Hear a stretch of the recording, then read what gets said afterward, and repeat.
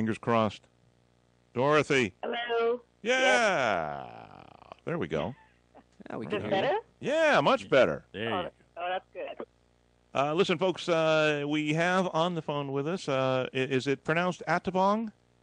Yes. Okay, we have Dorothy Atabong. She is a Cameroonian-born Canadian actress and filmmaker, and she is in the process now of making a new film called Sound of Tears, and the film is, well, it's not based on, it is about honor killings.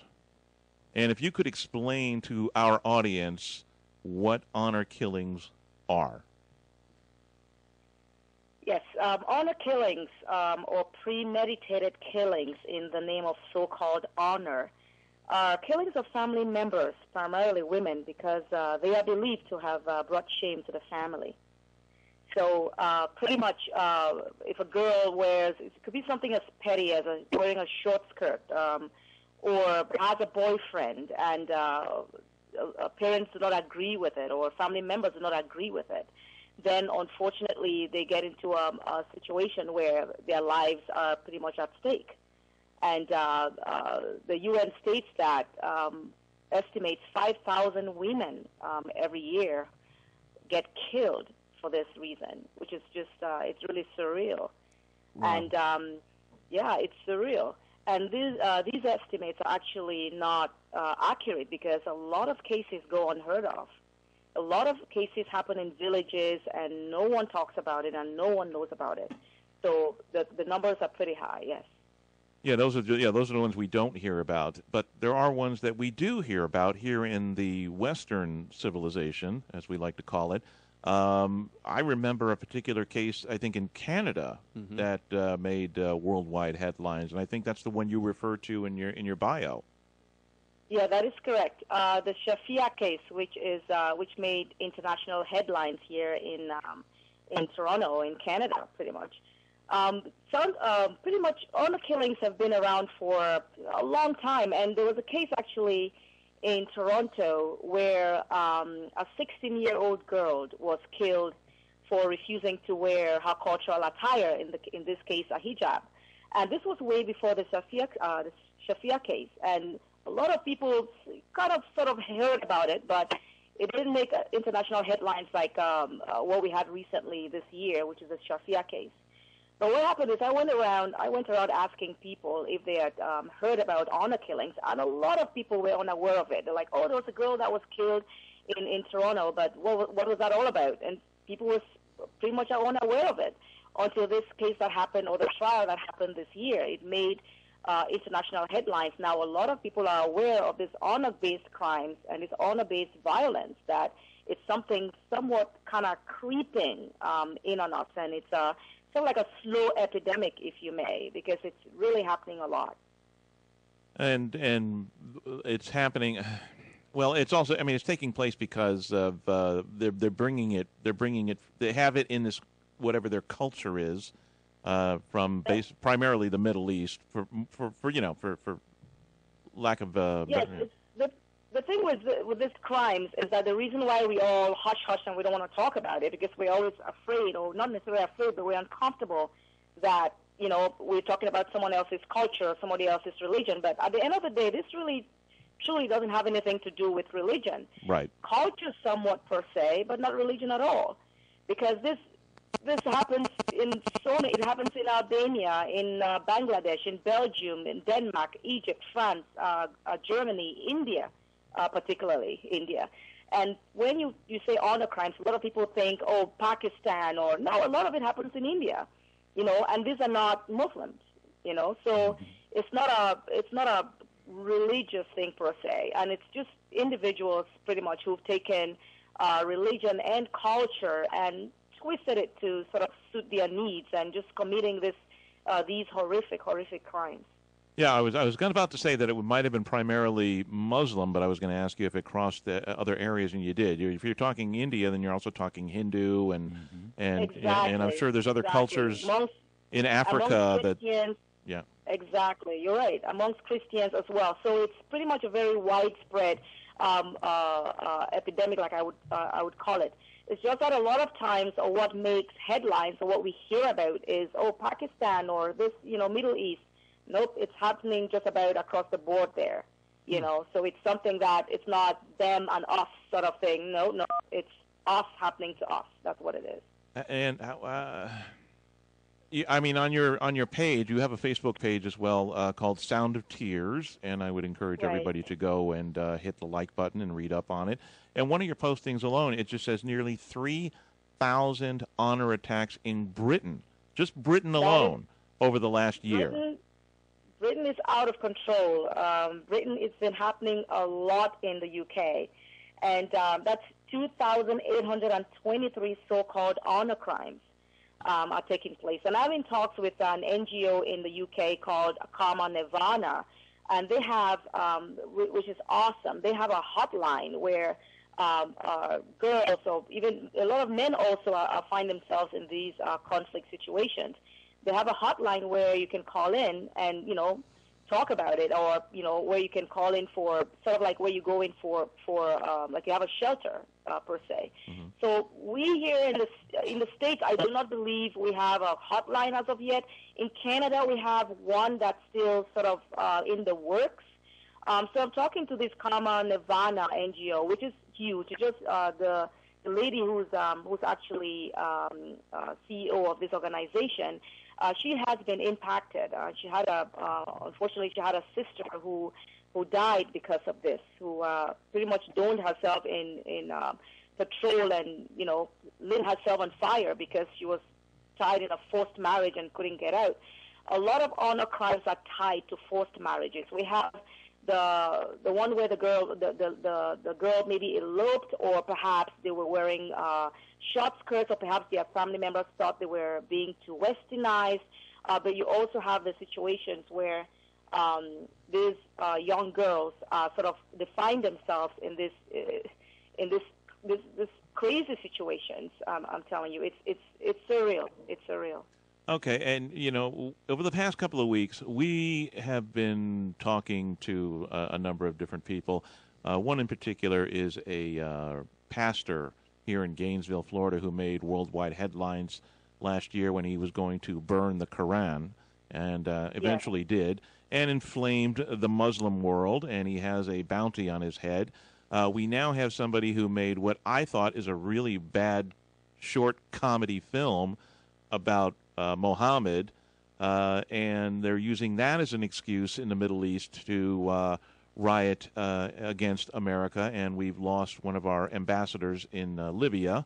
Unfortunately, yes. And so that person also has a fatwa, a bounty on their head.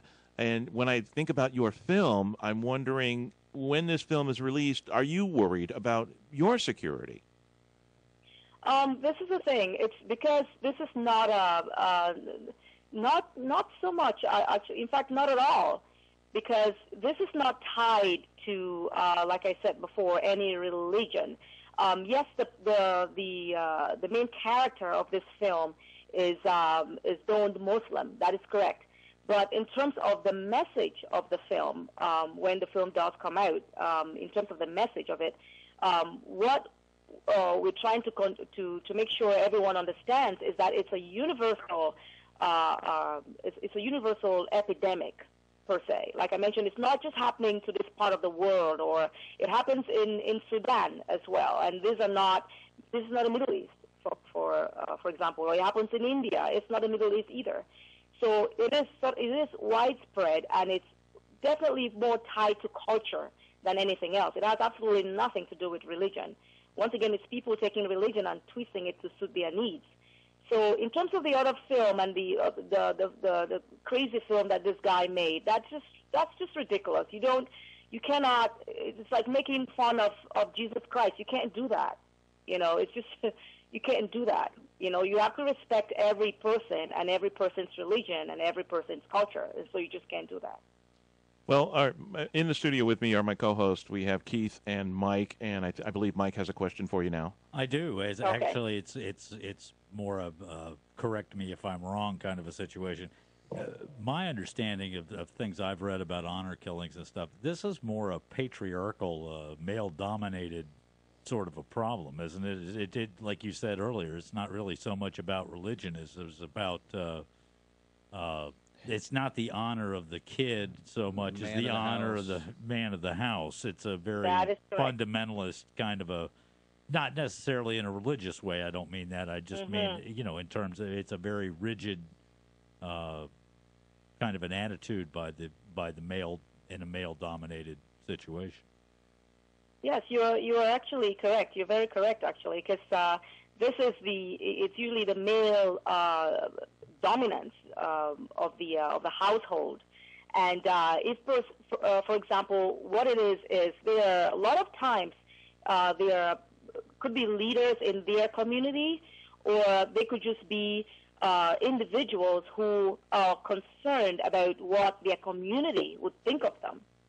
And so in order to maintain what they called honor, which of course we all know is a dishonor, they go ahead and commit these crimes. But you sort of ask yourself, why would anyone? It's crazy, because if you do not like what your child is doing, you might, I don't know, disown them. You don't kill them, So it's really unfortunate that a lot of young girls and women have fallen victims of something as misconstrued as honor crimes. And it's not because there is nobody's honor here. And it's not the honor of the child that's at issue here. It's basically that the man of the family doesn't want his buddies thinking that he just got punked out by his kid. That is correct. Or he doesn't have control of his household. Right.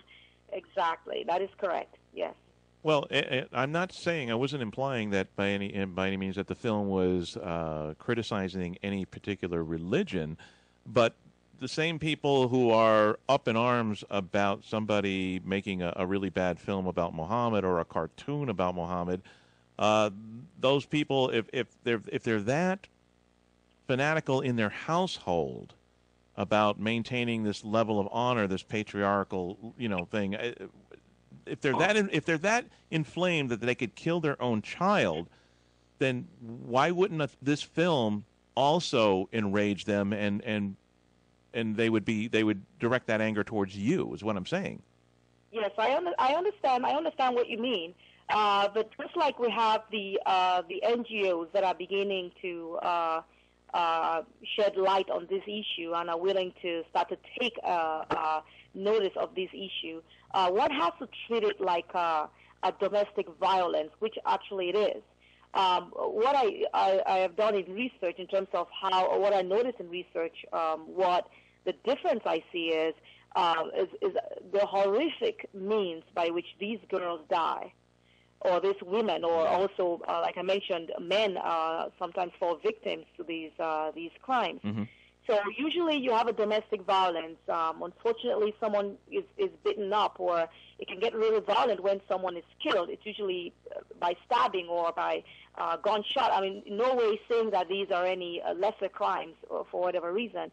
But these women, in honor crimes, they die horrific death. They are strangled and they have acid thrown on them. It's surreal. And if anyone out there just Googles honor-based crimes or honor killings, your jaw will drop. Because when I came across the case in Canada with a 16-year-old girl who was killed in Toronto here, that's when I went online. I go, what is this all about? And I just looked it up, and I go, you've got to be kidding me. And the horrific images that you will find, because a lot of information is available online, you will be shocked. And my jaw still drops when I hear, new cases. Because just when you think you've sort of seen it all, no, you haven't. Your jaw will drop. Oh, well, I'm shocked. I'm shocked when I hear about it happening in Canada and the United States. That's what shocks me. And what are the governments? What are the local municipalities doing about it? What are the laws on the books? That is the question. The NGO Karma Nirvana they just visited Ottawa here, and talking to the police and having talks about how they could, how we could create a platform and sort of educating them about honor-based crimes. Because whereas I can call a hotline here in Canada, for example, if I had a spouse or like a domestic violence in my own household, for example, I could call and have some kind of find a place to go or get some kind of support. If it's an honor-based crimes, the sad part about it is that a lot of times the perpetrators are your family members. So I could be afraid of my husband, or I could be afraid of my brother. But in honor-based crimes, you are just about afraid of everyone, plus the extended family most of the time. Okay. You're afraid of your cousins, because everyone is somewhat, I'm not saying all the time, but a lot might of times be sympathetic. they know what's going on. Yeah. Exactly. So who do you turn to? Dorothy, I can run to my mom if something is happening in my household, but if honor-based crimes, who do I run to? Exactly. Dorothy, I have a question. Is there anywhere in the world that this is not illegal? That it's just an accepted practice? That's an interesting question. It is not accepted as a practice anywhere in the world that I've come across. But what I've found is there are a lot of countries that have what I call laugh laws. So you commit murder and you can get away with it by saying that you did that because you were trying to maintain the honor of your family. Right. And so you strangle your sister, or you actually, a lot of times, unfortunately, I even dread saying this, you rape your own sister and then you kill her. Oh, wow. And you go to court and you tell them that you were doing that to maintain your family honor, and you get maybe 1 year or 2 years. And I'd have to imagine too that some of these remote areas where these little villages, they have almost their own governing system there with village elders and stuff like that, where the country's laws and police force probably don't get out there very often, and it's kind of very true. Okay, well let's go back to Toronto. What was the final outcome of the 16-year-old girl who was strangled by her father? What happened to him? He was convicted. Just like we had the three perpetrators here in the Shafia case. He was convicted.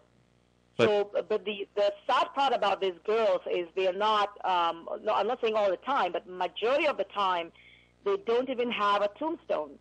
Because part of the punishment for certain cases part of the punishment is you should be wiped out. And there was a documentary done recently that was run by ABC in the States, actually. I'm not sure if you guys had a chance to see it, about 2 or 3 Saturdays ago. And I think that was one of the first documentaries to talk about this type of heinous crimes. And it just they talked about, met a couple of perpetrators, and they have no remorse. They have no remorse. As far as they're concerned, it's like talking to where you find someone in a mental institution, right? They're totally convinced that this was the right thing to do.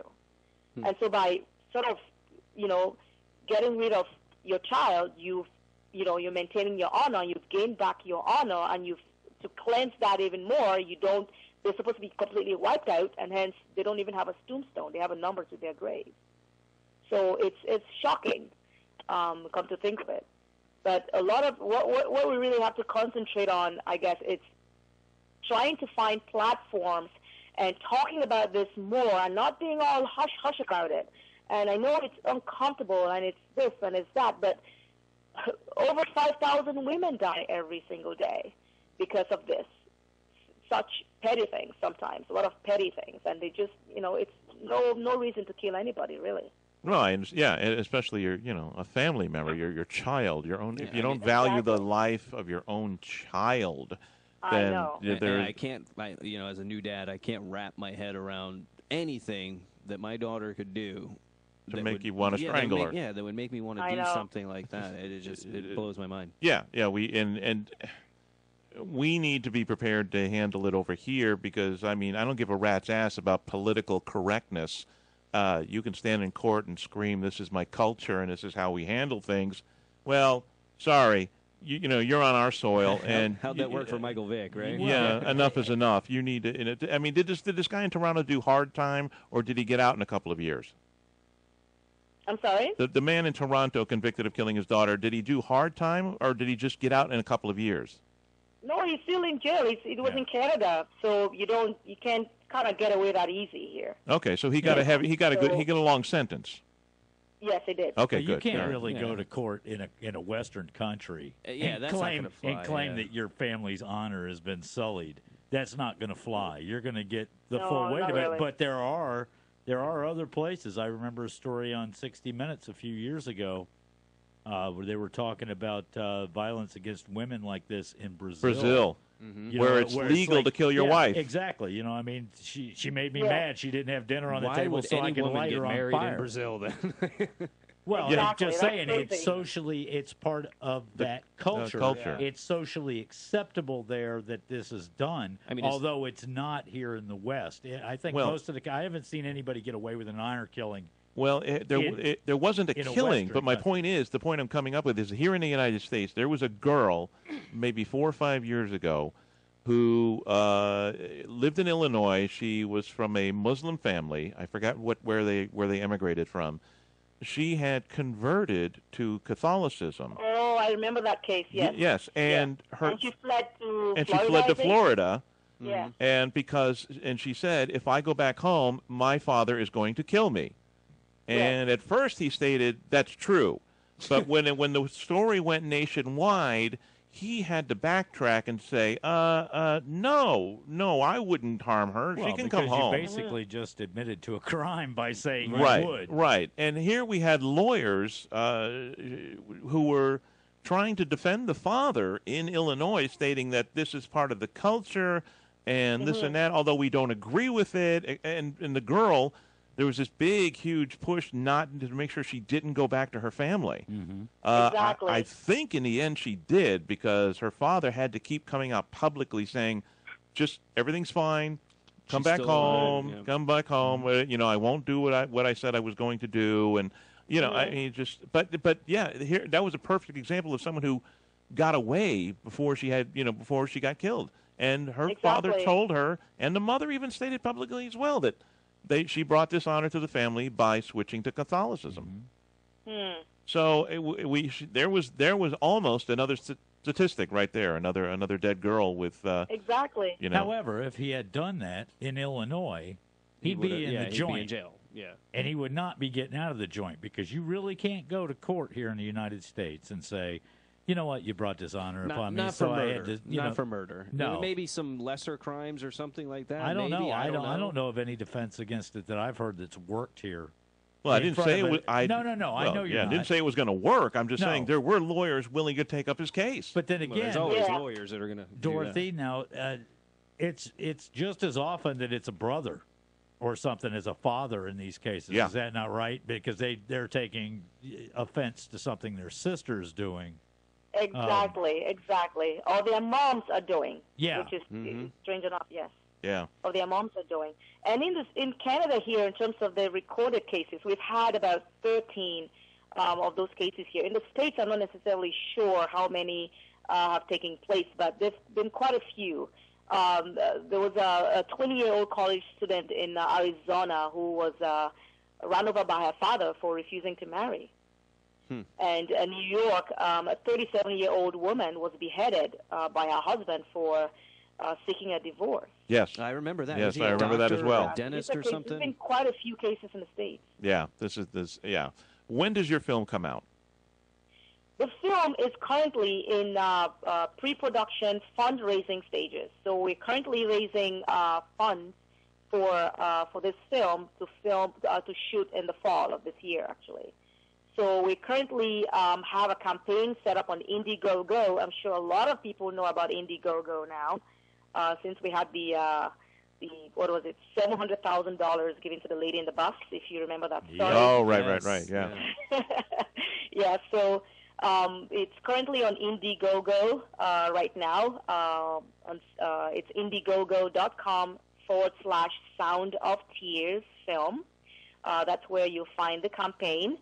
And lots of great perks for $50, for example. If you decide you listen to the pitch, there's actually a pitch on the main page. We also have a teaser that we shot. which is very, it's a really captivating teaser about the film.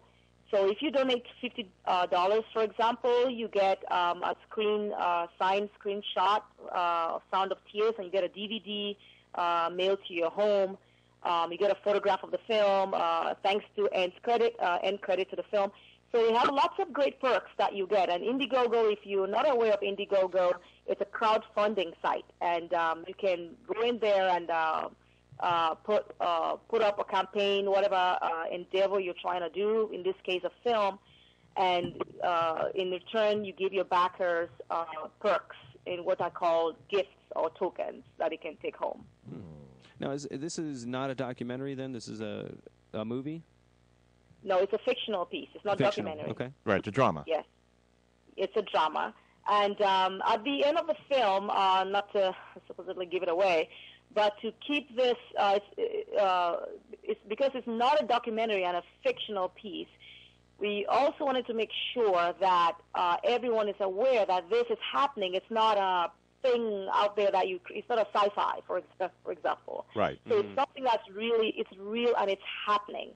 And so we have a scene where we have all the countries, which is pretty much just about every country in the world that this is taking place in, except maybe Alaska or perhaps the North and South Pole. But just about every country you can think of, or continent you can think of, honor-based crimes have taken place. We've had it in Sweden. We had it in Norway. Just about everywhere. The Netherlands, United Kingdom, of course, Russia, Saudi Arabia, Scotland, Switzerland. It's happened just about everywhere. Well, you're an actress. Prior yes. to making the film, you have an acting career. Are you acting in the film? Yes, I am. What character? That is going to be the challenge. Directing yourself? Directing yourself. My directorial debut. I have been the first assistant director in two projects here, two features actually. So this is going to be my directorial debut. I'm actually also going to be in it as well as an actor. Good deal. Congratulations. So it's going to be a lot of work. Well, you're talking to a bunch of guys who are struggling actors themselves. Yes. So, if return to radio. Return to radio, because we couldn't get a job anywhere else. Just ask me for some tips on how to break into the industry. I'll let you know. Because I did work in New York, and I worked like in Jessica Detroit. Biel. I think that's it. Yeah, it doesn't hurt. I was gonna say if there's are you shooting this in Canada? Yes, it's gonna be shot in Toronto here. Okay. I'm just gonna say if you have any small roles, walk-ons for anything for four white guys from Florida, we'd like to offer our services. Absolutely, absolutely. You see, there is a perk for a walk-on role in this film. okay. You're gonna scream because it's $500. $500. We're on our way. Wait. We have to pay $500. Hey, we have to pay you $500. How bad do you want it? Wait. I was just going to say we're willing to sacrifice Keith. Yeah, it's no problem. Yeah.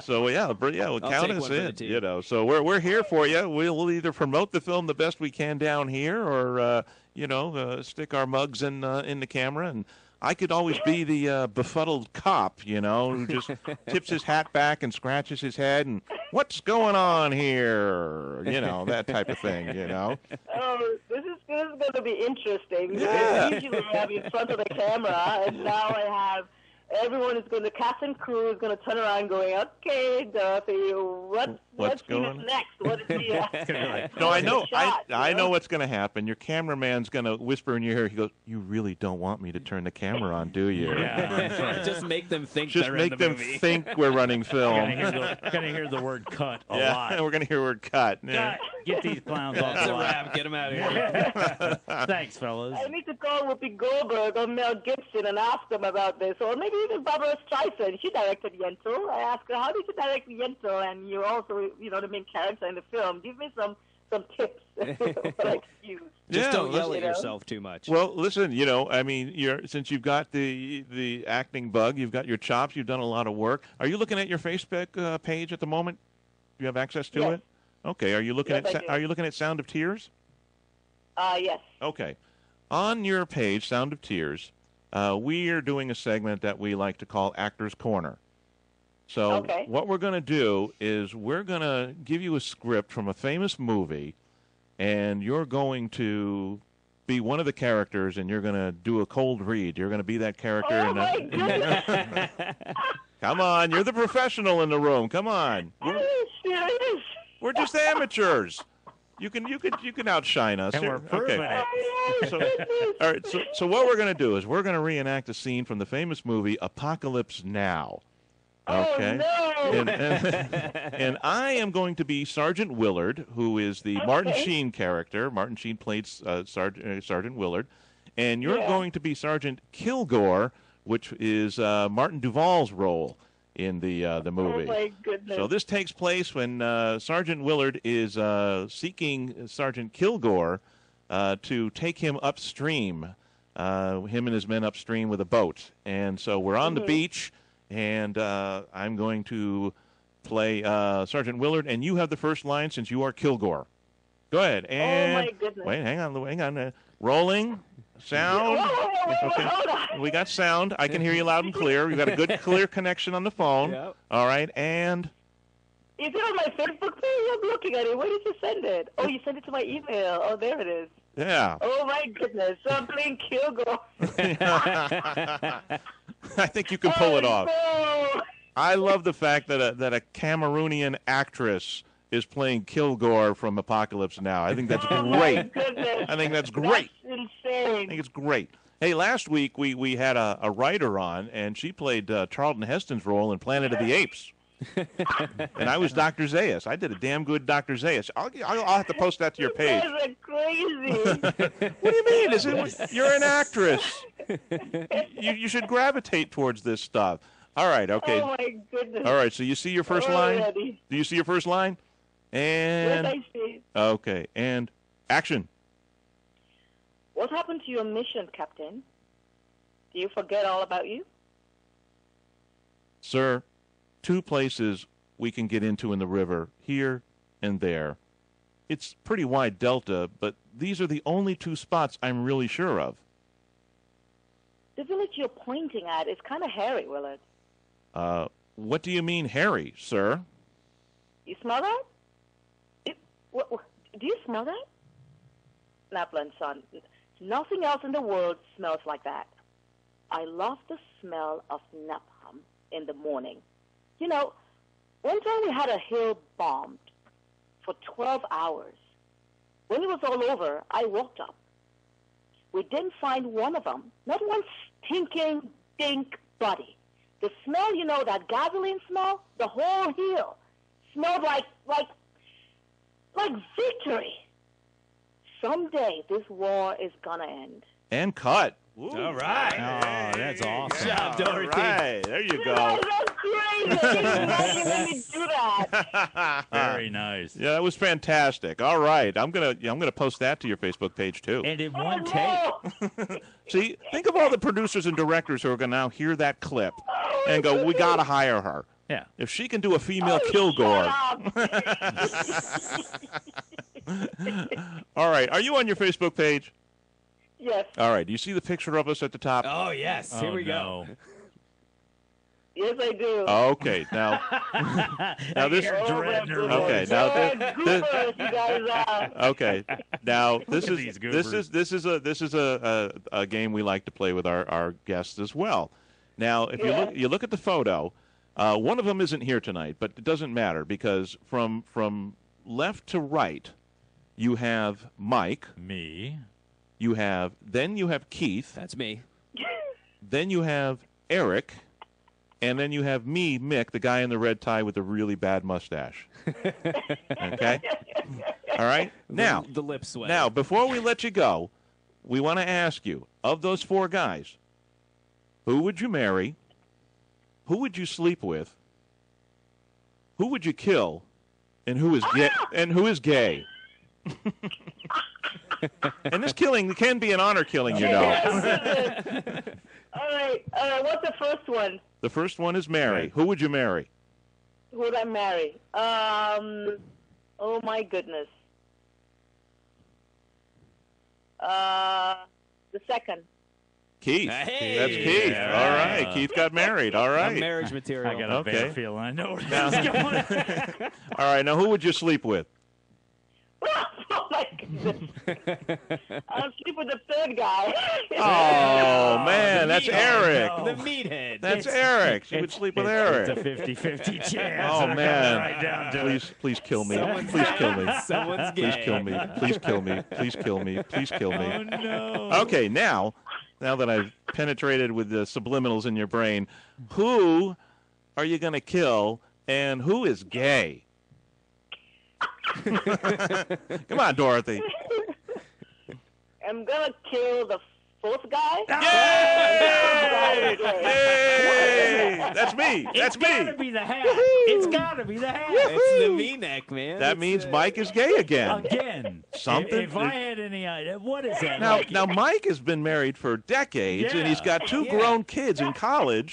I mean, not legally. Only recently have they been legally able to get married. Yeah, but yes, he's been you in a know, civil union he's for a a while. good dad, and everybody thinks he's gay. What's up with that? I think it's my tiny mouth. I've got a really tiny mouth. It's Well, a that would tells be in that very good picture. Is it kissable? Is that what you're saying? You think men about- want to kiss that it's about seriously? It's about Come an on. inch and a half wide All right. when I purse them up. Well, if you ever write a gay character into your film, Dorothy, Mike is he's typecast. You can he'll just glide right into the role. Yeah.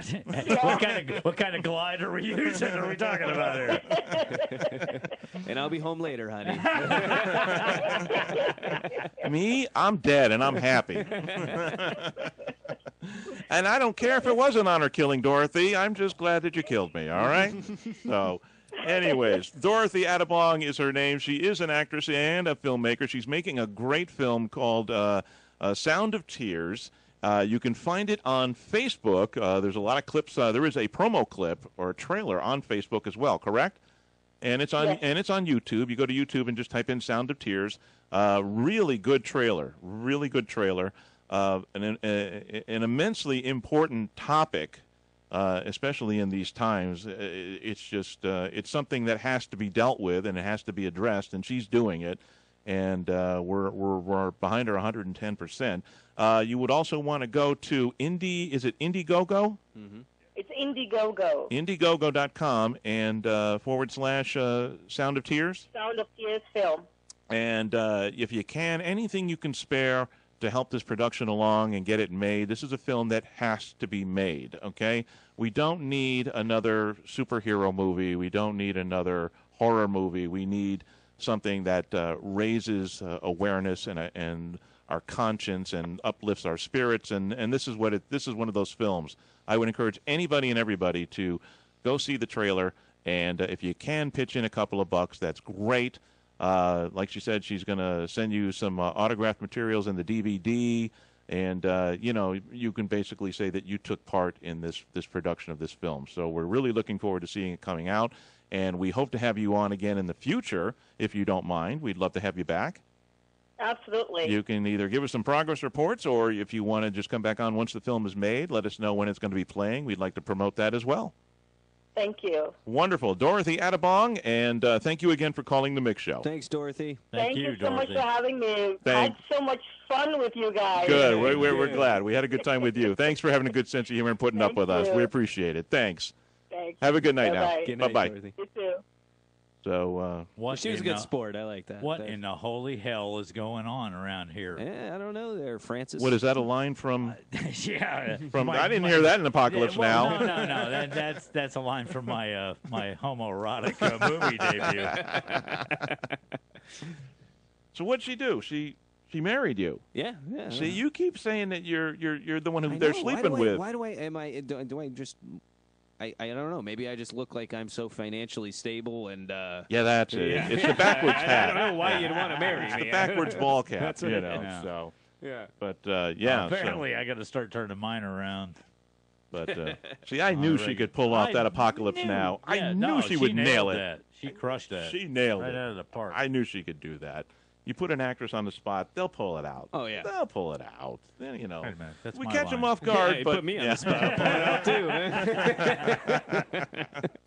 So, anyways, yeah, I did see the trailer for it, and yeah, it's wow, it's really well produced. Yeah, she's doing a good job as far as directing. Good. I mean, it's some good stuff. So I just thought, wow, when this thing gets finished, it's going to be amazing. And do we know what our roles are going to be yet, or I'm waiting for that email from her. The one that waiting. That went to some spam folder that I never heard about.